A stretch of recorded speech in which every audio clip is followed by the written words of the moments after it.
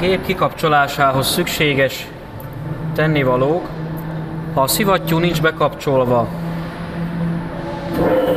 hosszan nyomva be kell kapcsolni.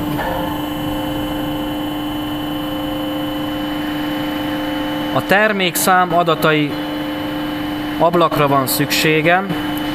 Ha nem ezen az ablakon vagyunk, akkor a kisházat meg kell nyomni. Ha nem működik, akkor programozás, üzemmód és kisház. A termék almenüben számadatokat ki kell választani. Itt lehetőség van kézi üzemmódba kapcsolni, a billenő kapcsolót, working módot adjustba kapcsolni. Ha ezt a kapcsolót bármikor egyik állásból a másikba kapcsolom, az emergency restart resetet mindig újra kell aktiválni. Utána a pedállal le kell engednem a gerendát,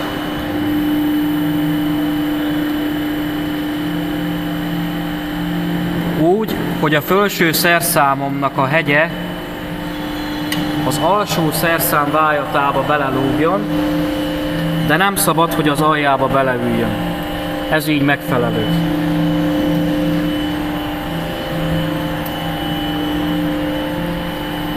Ha ez megvan, a working módot vissza kell kapcsolnom automatába, ez már a bekapcsoláshoz lesz majd szükséges. A szivattyút kötelezően ki kell kapcsolnom, szintén hosszan nyomva. Programozás üzemmódba kell kapcsolni, és a kisházat meg kell nyomni. Majd a főkapcsolót balra fordítva elfordítjuk, és a gép kikapcsolt állapotba kerül.